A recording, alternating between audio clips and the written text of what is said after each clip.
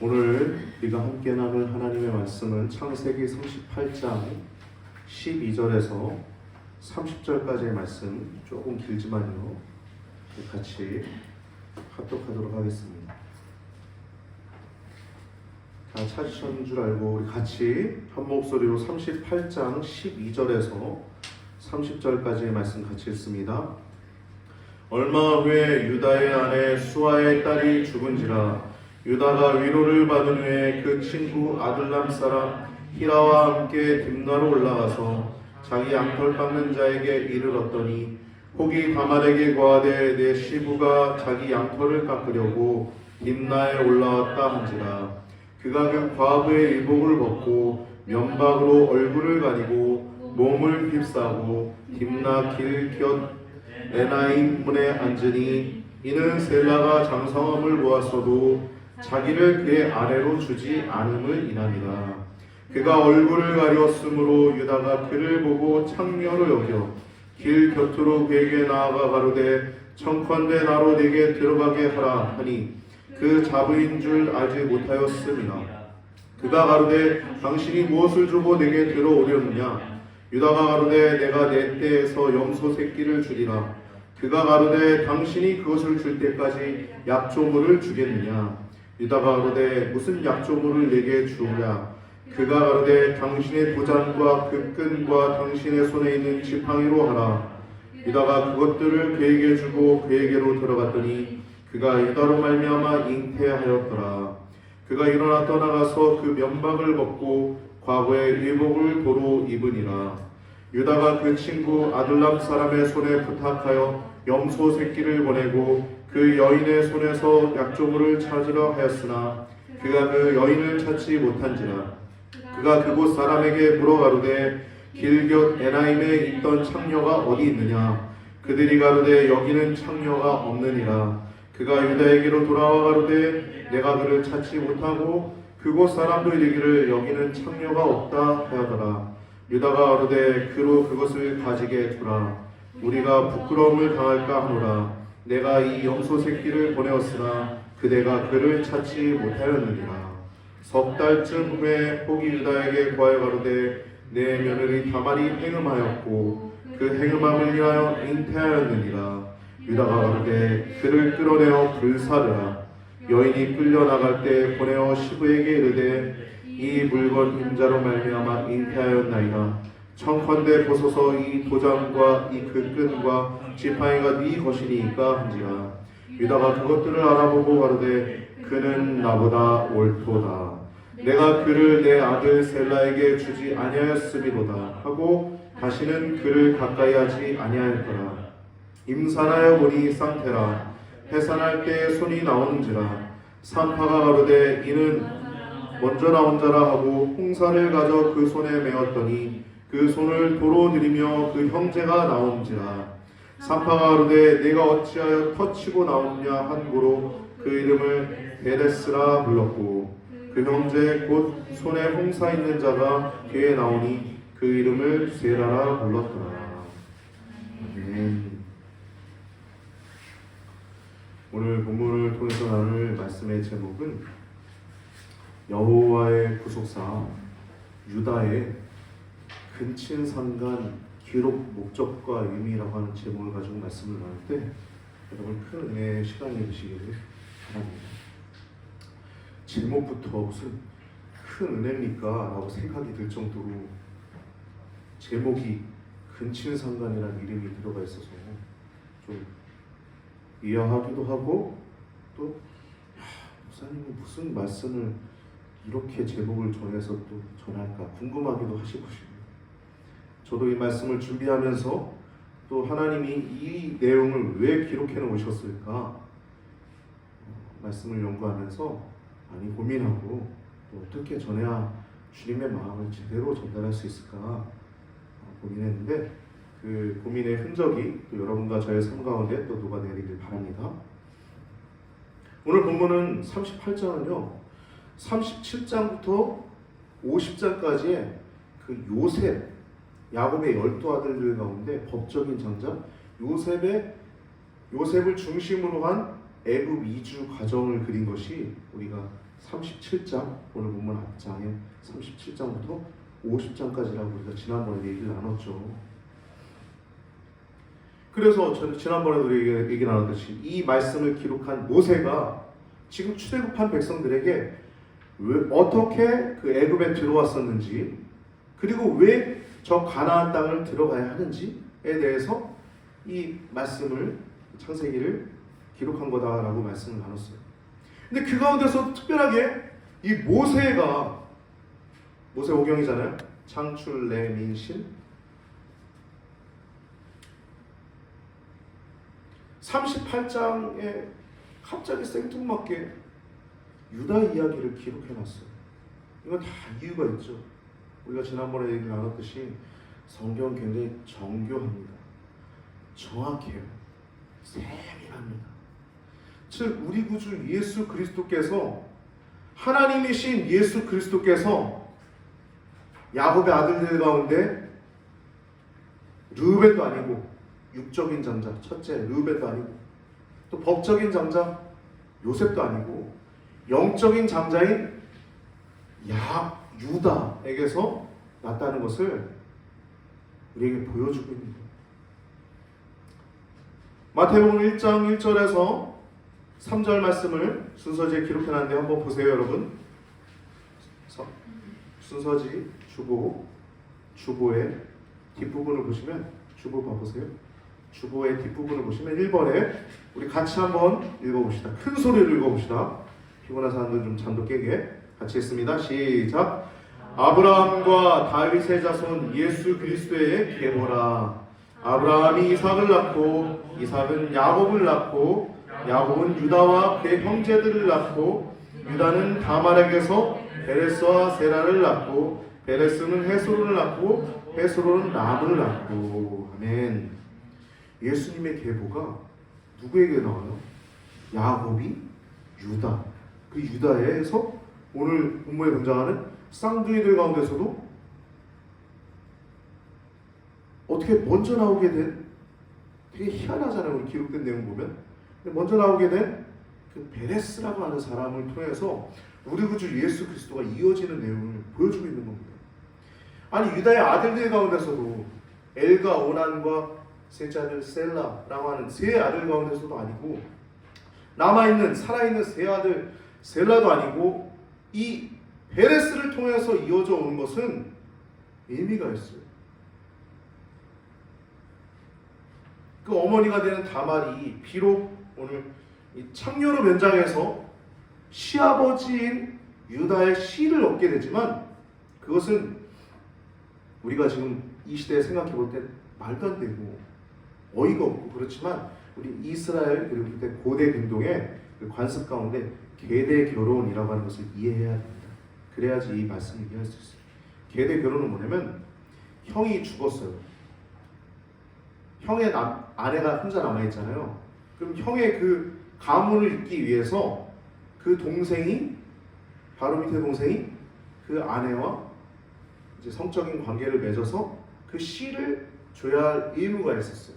그래서 그 형의 자손을 이을 뿐만 아니라 그리고 형의 그 재산과 그런 가문을 이어야 될 그 필요성이 있었어요. 그게 바로 고엘 제도라고 하는 거예요. 고엘. 뭐라고요? 한번 크게 여쭤볼까요? 고엘. 이 계대 결혼이라고. 계대 결혼. 이어져 가는 거. 대를 잇기 위한, 죽은 형제를 위한 형제의 배려인 거예요. 이해가 되셨어요? 이런 가운데서 이런 일이 벌어지는 건데요. 이 말씀 마태복음 1장 1절에 3절 말씀 보면 첫 번째 다윗 그리고 아브라함 나오잖아요. 아브라함과 다윗의 자손 예수 그리스도의 계보라. 지난번에 얘기 나왔지만 아브라함 언약 뭡니까? 내 씨로 말미암아 땅의 모든 족속이 복을 받을 것이다. 아브라함은 복이에요. 복덩이. 아브라함으로부터 예수 그리스도가 나오시는데, 예수 그리스도는 복의 근원. 누가 복의 근원이겠어요? 하나님이시니까. 할렐루야.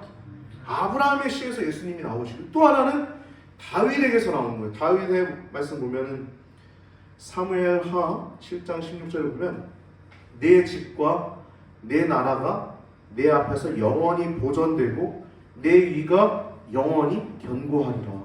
아니, 다윗에게 얘기를 하는데 내 의가 영원히 견고하겠대요. 누구예요? 사람 아닌 거죠. 예수 그리스도가 아브라함과 다윗의 씨에서 나는. 그러면서 이제 하시는 말씀이 내용이 아브라함이 이삭을 낳고 이삭이 야곱을 낳고 야곱에게서 유다를 낳는데 유다에게서 다른 아들도 아닌 오늘 본문에 등장하는 근친 상간에서 자식을 낳은 그 쌍둥이들 가운데서 베레스라고 하는 사람을 통해서 우리 구주 예수 그리스도가 탄생하는 것을 보게 됩니다. 여러분, 근데 이건 여기만 나오는 게 아니라 야곱이 그 아들들을 축복하잖아요. 죽기 전에. 창세기 49장 8절에서 10절 말씀 제가 두 번째 기록해놨습니다. 보면은 유다를 향한 야곱의 예언의 말씀이 기록되어 있어요. 이렇게 기록되어 있습니다. 아버지 야곱이 유다에게 이렇게 예언의 축복의 기도를 하는데, 유다야, 성경에 기록되어 있습니다. 순서지 보시면 돼요. 유다야, 너는 내 형제의 찬송이 될지라. 유다라고 하는 단어가 찬송이잖아요. 형제의 찬송이 될지라. 아니, 형제의 찬송이 된대요. 이게 가당키나 해요?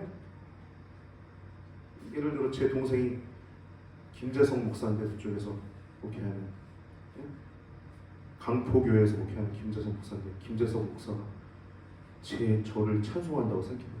말이 돼요? 사람이 찬송받는다는 게 아니죠. 이해되셨어요? 유다야, 너는 내 형제들의 찬송이 될지라. 그러니까 유다의 시에서 영원히 찬송받을 직분이 나온다는 거예요. 내 손이 내 원수의 목을 잡을 것이요 내 아버지의 아들들이 내 앞에 절하리로다. 장자죠. 내 앞에 내 형제의 아들들이 절하리로다. 유다는 사자 새끼로다. 내 아들아, 너는 움킨 것을 찢고 올라갔도다. 그가 엎드리고 웅크림이 사자 같고 암사자 같으니 누가 그를 범할 수 있으랴. 홀이 유다를 떠나지 아니하며, 홀은 왕의 지휘봉을 얘기하죠. 지휘봉. 홀이 유다를 떠나지 아니하며, 치리자의 지팡이, 이것도 똑같죠. 임금의 지휘봉 같은 거죠. 지팡이가 그 발에서 떠나지 아니하느니 실로가 50까지 미치리니 그에게 모든 백성이 복종하리로다. 복종한다는 거예요. 유다를 향한, 편하게 두세요. 깨우지 않을게요. 유다를 향한 야곱의 예언의 말씀이 이렇게 나오고 있어요. 여러분, 이걸 보면요, 괜찮아? 집중하세요. 이걸 보면요, 언약을 이루어 가신 하나님을 보게 되죠.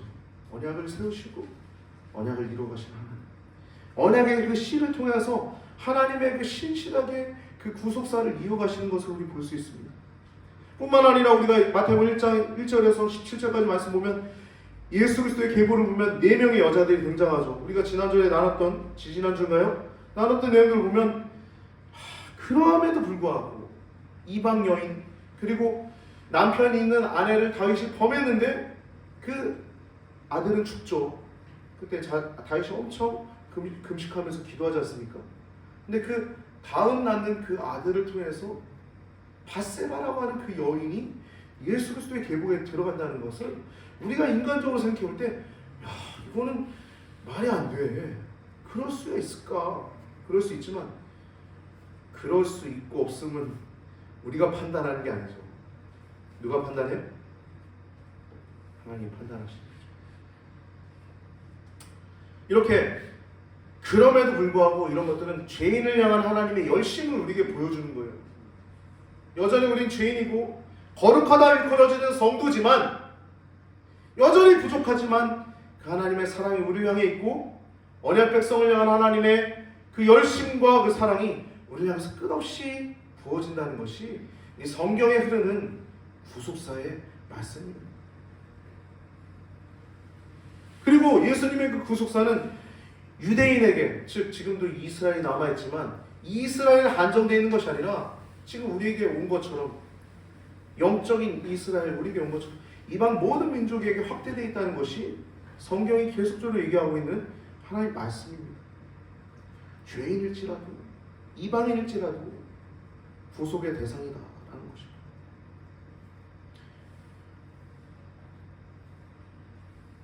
오늘 본문 38장을 보면 시아버지 유다와 며느리 다말의 결과적으로 보면 근친상간의 이야기입니다. 창세기 37장에 요셉 인신매매 사건이 우리가 지난주 나눴던 말씀이죠. 꿈의 사람 요셉이 애국으로 팔려가는 내용이 지난주 나눴던 내용인데, 그 요셉의 그 사건 이후에 이 38장 사건이, 이 사건은 사실 한참 후의 얘기예요. 유다가 결혼을 하고 자식들을 낳고 자식들도 꽤 성장하고 또 이 자식에게 그 아내, 그러니까 며느리를 주고 그 다음에 일어난 사건이니까 꽤나 지난 사건이죠. 이것을 기록한 이유는요, 이것을 살펴한 이유는 애굽 이주 사건, 이것을 이 요셉의 중심으로 한 그 내용을 포커스로 빨리빨리 전개하기 위해서 앞에 기록해 놓은 것입니다. 이렇게 기억하시고 읽어 나가시면 편합니다. 근데 이 말씀 보면 충격적이죠. 물론 신분을 위해서, 자신의 상속권을 위해서 시아버지와 근친상간하는 다말, 그리고 유다는 왜 이 근친상간이 벌어지냐면 알고 벌어진 게 아니라 남자의 그 정욕, 성적인 충동으로 인해서 창녀에게 나아간 것이 이 유다가 범한 죄였죠.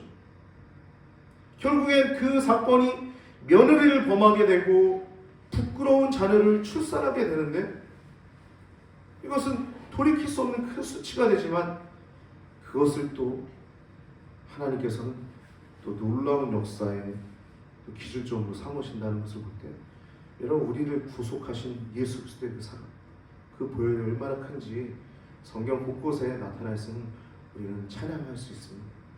할렐루야. 수치스러운 내용 아니에요. 하나님 그것을 역으로 또 구속사를 이용하는 일들을 보면 은혜 아니면 우리는 살아갈 수 없음을 고백합니다. 사실 언약 백성들, 이 야곱이라고 하는 혈통의 분리 작업이 완전히 끝나고 분리하고 이제 딱 끝나서 야곱의 아들들 하면 다 거룩하게 살아야 하고 조금 더 언약 백성으로서 살아야 하는데, 보세요. 르우벤 그 비라 간통 사건이 있었죠. 장자. 시몬과 레위 둘째 셋째는 세겜 쪽 대학살 사건이 벌어지죠. 그 다음 넷째, 오늘 본문의 유다는 근친상간을 하죠. 일본으로 한 건 아니지만 구체적으로 얘기하면 성매매를 하죠. 그리고 요셉은 그 많은 형들에 의해서 인신매매가 돼서 그 동생, 자기 친동생을 팔아넘기는 이 끔찍한 일들이 한 가정 안에 벌어지고 있는 내용들을 볼 때, 여러분, 이것은요, 그러한 죄악들이 가득한 가운데서도 그럼에도 불구하고 죄인들을 향하신 하나님의 역설적인 사랑을 보여주고 있는 것이 성경입니다.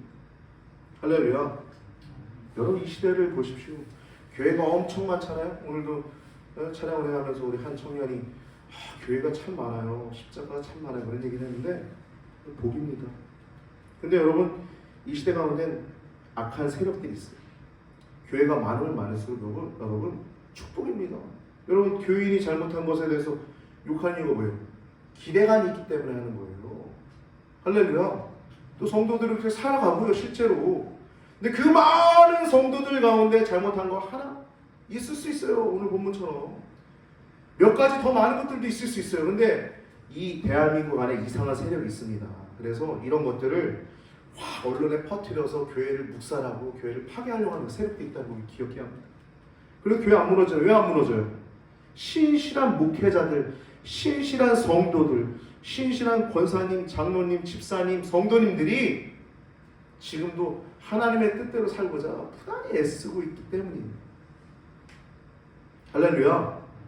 교회가 안 무너집니다. 그리고 예수 그리스도께서 기초로 서 있기 때문에 교회는 결코 무너지지 않습니다. 지금 팬데믹 상황, 포스트 모더니즘, 이 코로나 상황으로 해서 교회가 어떻게 될 것이다 그렇게 얘기하는 사람들 많은데, 그건 인간의 말일 뿐이에요. 하나님이 하시면 또 새롭게 하실 줄 믿습니다. 할렐루야. 하나님이 새롭게 하실 것입니다. 할렐루야. 인간 하지 못하죠. 우리가 뭘 해요? 뭐가 있다고?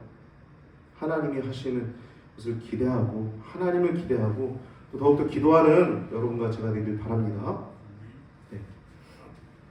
그럼에도 불구하고 죄인들을 향하신 언약 백성이 그렇게 처참함에도 불구하고 언약 백성들을 향하신 하나님의 사랑을 보여주고 있는 것이 이 야곱의 아들들 얘기입니다. 이것들은 이 죄악들은 무엇으로도 합리할 수 없는 사건이었죠. 형제를 팔아? 말도 안 되는 거죠. 어머니를 강간해? 강간은 아니고 통간을 해? 말도 안 되는 거죠. 사람을 죽이고 그것도 대학살 거짓말해가지고 합리화될 수 있는 사건이 아닙니다. 그러나 하나님께서 그럼에도 불구하고 그들을 여전히 불쌍히 여기시고 또 거룩한 백성 만들어 가시는 것이 오늘 본문의 내용입니다. 유다와 다말이 쌍둥이를 낳는데 그를 통해서 우리 구주 예수 그리스도가 나오죠. 그리고 이스라엘 백성은 그들 안에는 어떤 경건함이나 선이 없어요. 우리도 마찬가지죠. 여러분 안에 경건함이 있어요? 어떤 선함이 나옵니까? 좀 착할 수는 있어요. 배려심이 조금 더 많을 수는 있습니다.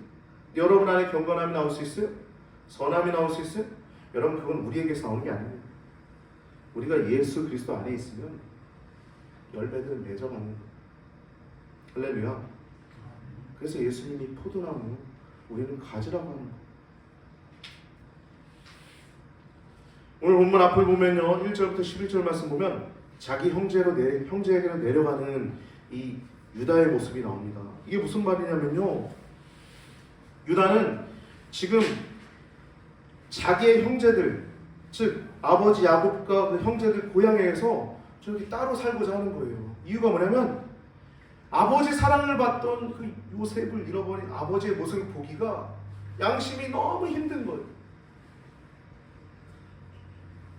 그 양심의 갈등으로 말미암아 그 다른 곳으로 내려가서 이제 그 가나안 사람 수아라고 하는 사람의 딸을 보고 결혼합니다. 그 아버지 야곱이나 할아버지 이삭이 그 동족과 결혼을 한 이유는 신앙의 순수성을 유지하기 위해서 한 것과는 좀 차이가 있죠.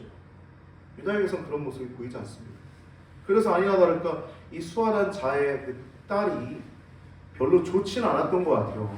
왜냐하면 그의 아들들 엘과 오난이 악했다고 성경에 얘기하고 있어요. 그들이 일찍 죽임을 당하는데 여호와 하나님께서 그들이 하나님 목전에 악함으로 여호와께서 그를 죽이셨다. 이건 직접 하나님이 죽이신 거예요.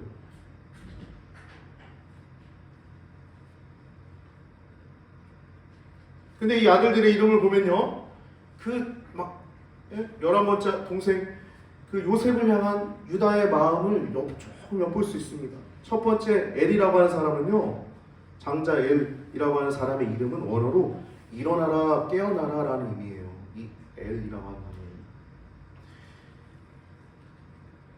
원어로 보면, 즉 요셉이 죽지 않기를 바라는 마음에서, 죽지 않고 일어나길 바라는 마음에서 붙였을 것입니다.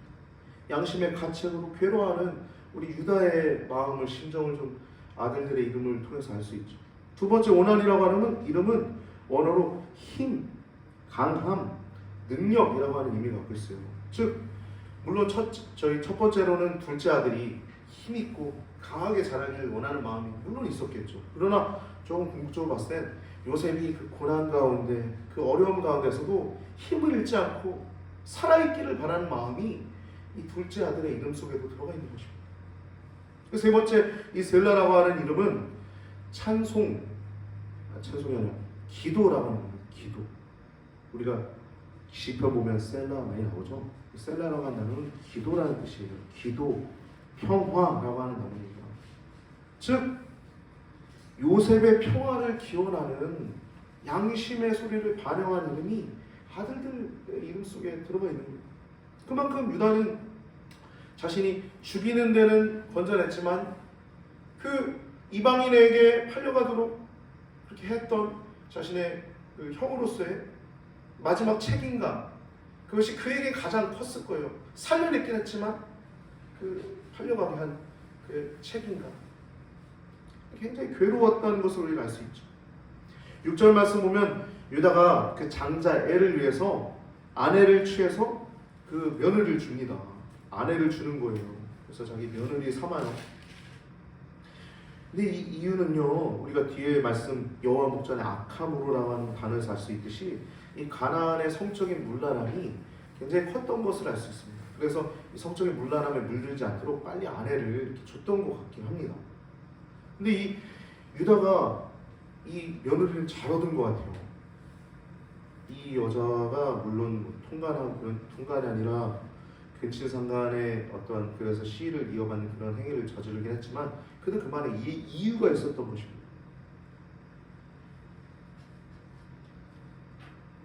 결국엔 이스라엘로 들어오지 않습니까? 이 여인이. 6절 말씀 보면 유다가 장자 엘을 위해 아내를 취하니 그 이름은 다말이라. 다말이라는 여자가 이제 등장하는 거예요. 다말.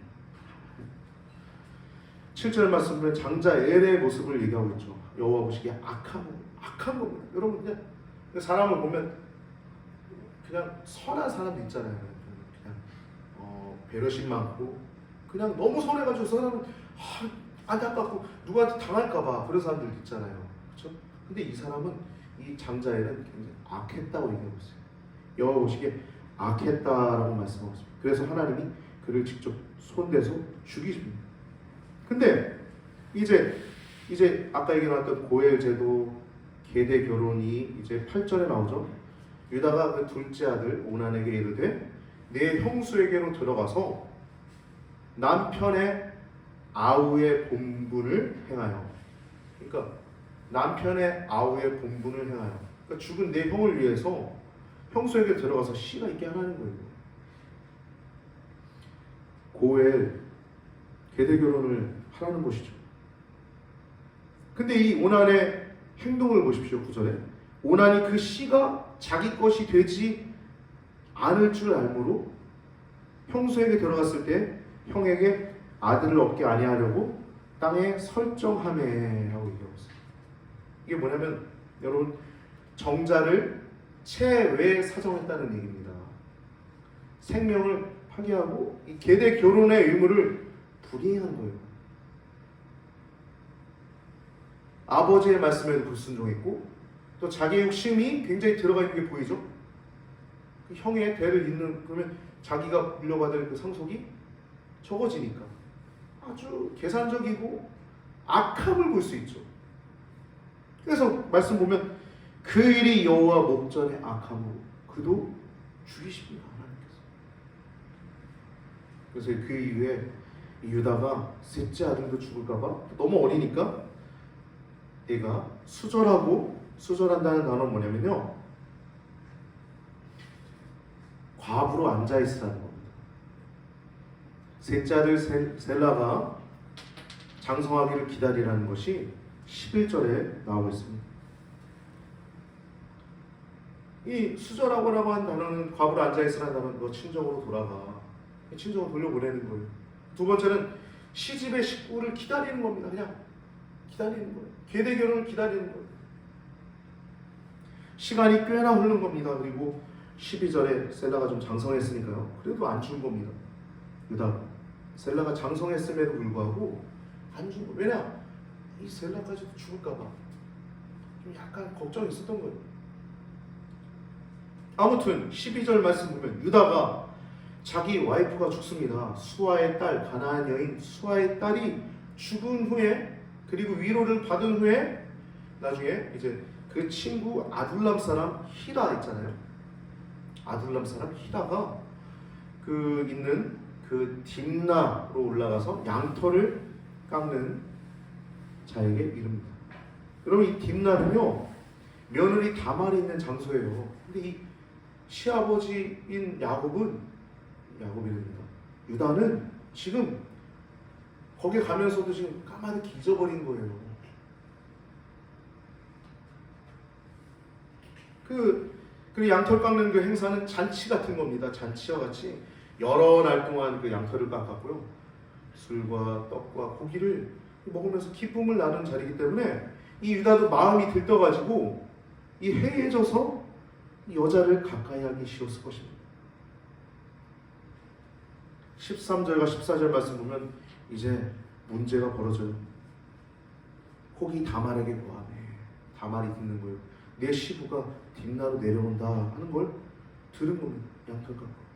그자 이 여인이 14절 말씀은 그가 과부의 의복을 여태까지 수년 동안 입었던 과부의 의복을 벗는 거예요. 그리고 면방으로 얼굴을 가리고 몸을 휩싸고 큰 옷으로 몸을 휩싸는 거예요. 얼굴 가리고 몸을 가리고 딥나 길곁 에나의 문 곁에 앉으니, 문 곁이면 사람들이 많이 다니는 곳입니다. 그 곁에 앉아 있는 거예요. 지금 이 모습은 창녀의 행위를 하기 위해서 하는 겁니다. 이는 그러면 제대로 봐야 된다 했죠. 셀라가 장성함을 보아서도 자기를 그의 아내로 주지 않음을 이감이니라 하고 이러고 있습니다. 유다가 이제 그 여인이 얼굴을 가렸음을 보고 창녀로 알고서 이제 곁으로 가가지고 얘기해요. 내가 네게로 들어가게 하나. 성관계하고 싶다 이 얘기죠. 누군지 모르니까 자부인 줄 알지 못한. 그러니까 이 다말이 얘기합니다. 당신이 무엇을 주고서 이제 내게 들어오려 하니까 라고 얘기하니까 유다가 이제 염소 새끼를 주겠다라고 얘기하고 있어요.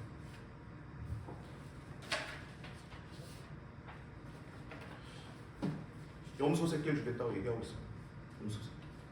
그러니까 당신이 내게 주려고 하는 게 뭔데 내게 들어오겠다고 하는 거냐. 그러니까 염소 새끼를 주겠다는 거. 그럼 약조물을 염소 새끼를 주기 전까지 담보물, 전당물, 저당 잡힐 거를 줘라. 그러니까 뭘로 하랴 하니까 이 다말이 당신이 갖고 있는 도장과 끈과 지팡이를 가지고 하라고 얘기합니다.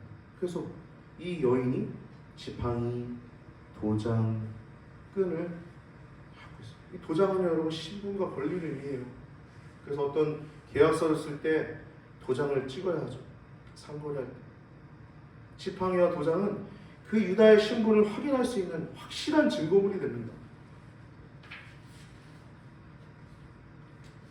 유다가 간 후에 다말도 즉각 그곳을 떠나서 자기 자리로 돌아가는 내용이 19절에 나오고 있죠. 그가 일어나 떠나가서 면박을 벗고 과부의 의복을 다시 입었다라고 얘기해요. 그러니까 이 여인은 지금 정욕을 위해서 앉아있는 게 아닙니다. 정욕을 위해서 온 사람 누구예요? 오히려? 유다죠, 유다.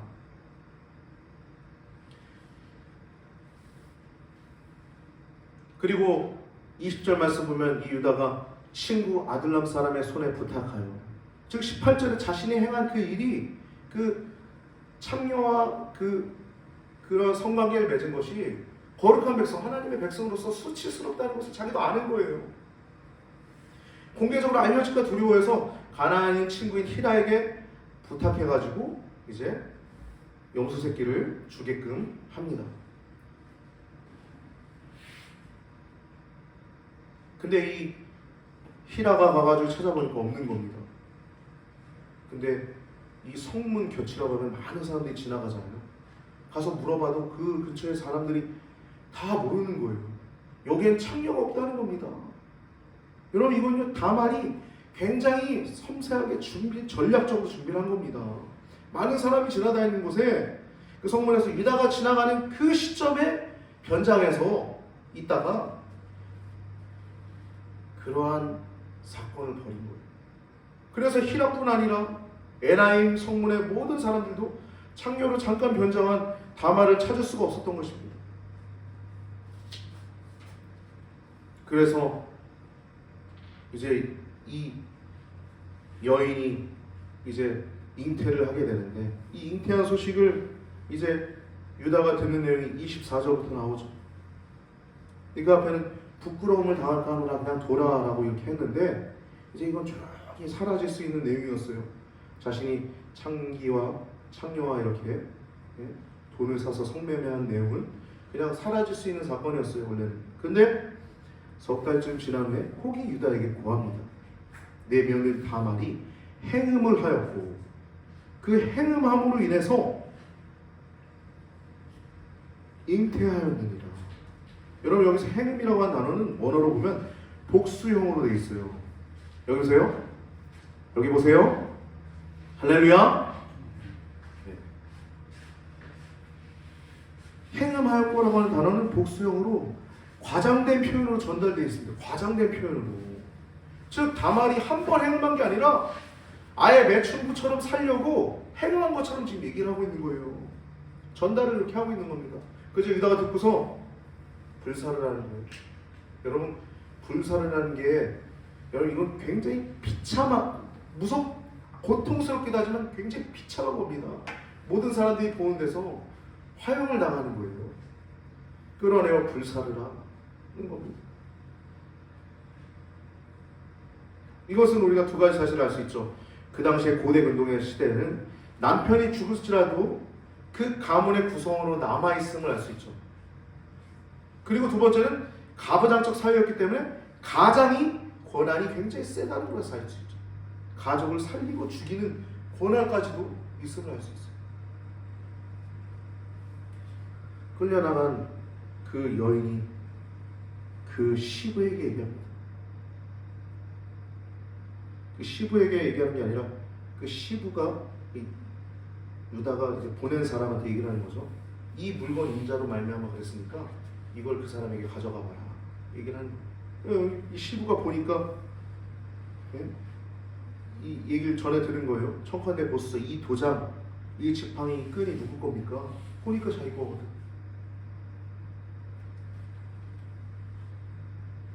그걸 알아보고선 유다가 그는 나보다 옳도다. 오늘 본문의 키 포인트는 그는 나보다 옳도다. 나보다 옳도다. 내가 그를 내 아들 셀라에게 주지 아니하였다 라고 얘기를 하는 것이 바로 오늘 말씀의 포인트입니다. 그리고 다시는 가까이 하지 않죠. 여러분 한번 생각해 보세요. 정말 악한 자라면 죽일 수도 있죠.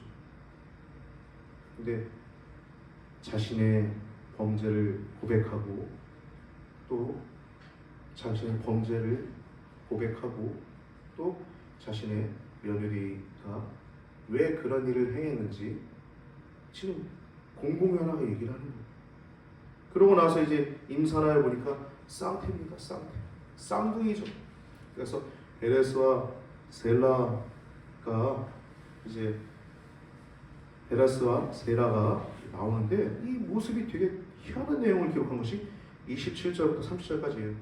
원래는 보통 아이가 나올 때는 머리가 먼저 나오죠. 이렇게 저는 본 적은 없는데 보통 그렇대요. 머리가 먼저 나온답니다. 근데 지금 손이 먼저 나온 거예요. 이 태아의 그 위치가 정상적이지 않은 거예요. 이 산모가 이 먼저 나온 손에다가 얘는 장자다 그러면서 손에 묶었어요.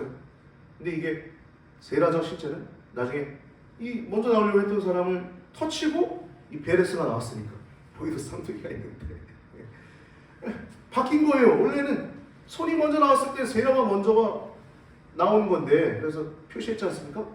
그런데 이제 세라가 먼저 나온 게 아니라 실제 나올 때 보니까 베레스가 먼저 나온 거예요. 손에 없는 자, 홍사가 없는 자, 붉은 실이 없는 자가 나온 거예요. 그래서 이 말씀 보면은 29절에 보면 내가 어찌하여 터치고 나오느냐, 이 터치고 나오느냐 해서 이 베레스가 하는 단어는 그 터치다. 어머니의 자궁 그쪽을 터치고 나왔다라고 해가지고 터치, 파멸이라고 하는 단어가 이 베레스라고 하는 단어입니다.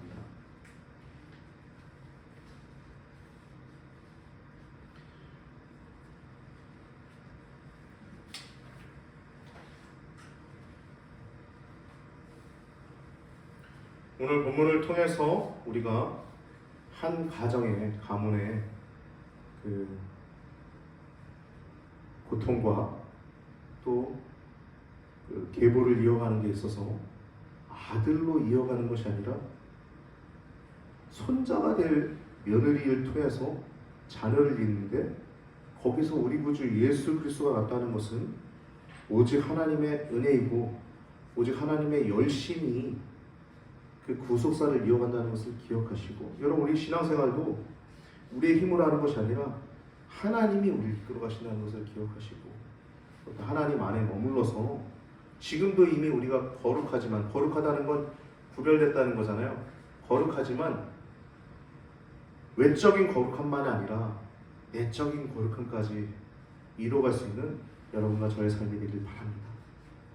그는 나보다 옳도다라고 얘기한 유다의 말 속에는 자신의 수치스러움도 있고, 자신의 거룩하지 못함도 있고, 자신의 언약 백성으로서의 그 답지 못함도 있지만, 그럼에도 불구하고 그를 통해서 언약을 이어가시는 하나님의 사랑을 기억해 볼 때 우리가 이미 거룩하지만, 그리고 아직 온전히 거룩하지 않지만 우리를 더욱더 거룩하게 만들어가길 원하시는 것이 하나님 아버지의 사랑임을 기억하셔서 이는 나보다 옳도다라고 하는 그 유다의 말이 하나님의 열심임을 기억하여서 여러분과 저도 더욱더 외적으로만 거룩한 것이 아니라 진짜 내적으로까지, 산상수훈의 말씀처럼 내적으로까지 거룩해지는 여러분과 저의 삶이 되길 축복합니다. 기도드리시겠습니다. 너희 중에는 음행이나 더러운 것이나 탐욕은 그 이름조차도 부르지 말라. 이는 성도의 마땅한 반이라 말씀하신 주님, 하나님, 우리가 성도의 마땅한 바들을 온전히 행하기에 부족한 부분들이 우리 안에 너무나 많습니다.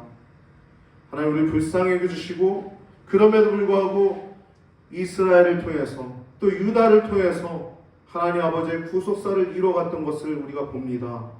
하나님, 우리들도 저 거룩한 성 예루살렘을 바라보며 걸어가는 언약 백성임을 기억하게 하시고 이 믿음의 길을 당당하게 걸어가는, 또한 더 하나님 안에 있어서 내적인 거룩함까지도 이룰 수 있는 기도하는 성도, 말씀 사랑하는 성도, 하나님의 은혜를 더욱더 감격하여 하나님 안에 때로 넘어질 때도 있겠지만 또 벌떡 일어나 주님께 달려나가는 은혜 있는 성도 되게 하여 주시옵소서.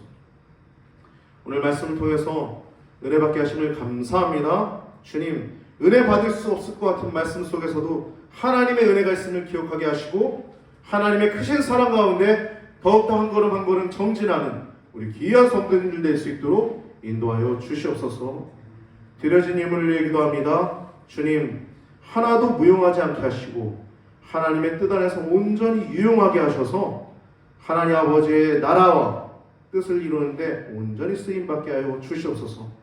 헌금뿐 아니라 우리들의 삶이 더욱더 그러하길 원합니다. 주님, 축복하여 주옵시고 한 주간도 이제 함께하지 못한 성도들 또한 축복하시고 늘 지켜 보호하여 주시옵소서. 함께하심을 감사하고 또한 찬양하며 우리를 구원하여 주신 하나님이신 예수님의 이름으로 간절히 기도드리옵나이다. 아멘.